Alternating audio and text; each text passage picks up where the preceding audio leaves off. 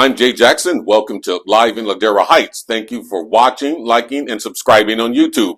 We go outside the neighborhood to the community of Watts. That's where a legendary political cartoonist traded his pen for a microphone. If you subscribe to the historic Los Angeles Sentinel newspaper, you have no doubt seen the work of David G. Brown.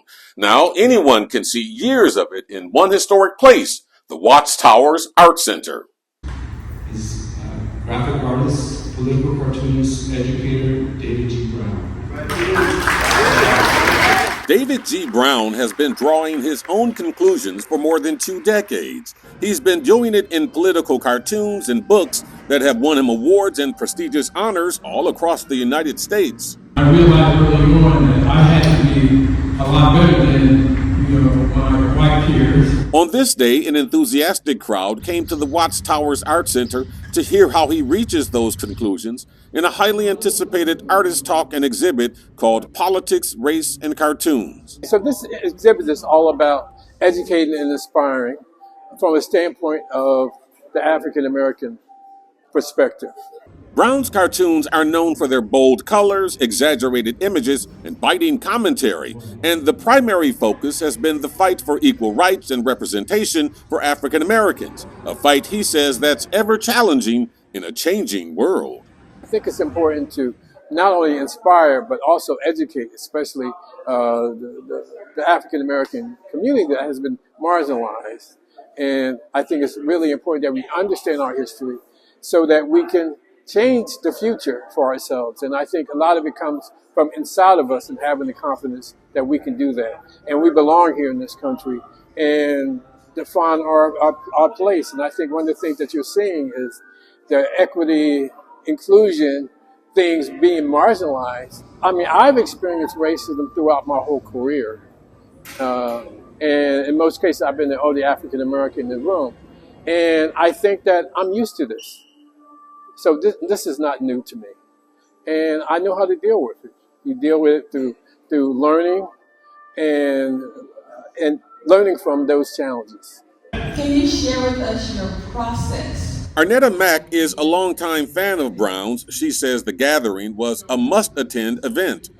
I've been following David's work for years, and I'm always just excited about what he's going to put out next. Just never know. The shock value is great, and I loved just hearing more about his journey and his starts, and how he's connected to the work with the youth. I didn't know about that, so that was refreshing to hear about his connection to the Watts Towers and what he's still doing in schools. So this was very insightful. It was lively. It was just great to be out here at the Watts Towers hearing about the great David Brown and his work. And I think that it's very important to be a voice for those that don't have a voice. In addition, there are very few African American political cartoonists, and I'm one of only about a half a dozen throughout the country. So I think it's really important that we share our perspective from an African American point of view. The exhibit featured more than 60 pieces of Brown's work from more than 20 years of publishings, work that Carol Pelletier describes as moving. His boldness in, as he was speaking to you earlier, to speak his truth, how he sees things, especially in this increasingly politically charged moment. I appreciate people who are willing to say the things that no one once said, no one once seen. How will this exhibit help? I think this will help, like I said, inspire, and also, especially for the young people, to understand the history and how deeply racism embedded in the founding of America, and is still very much a part of the American culture.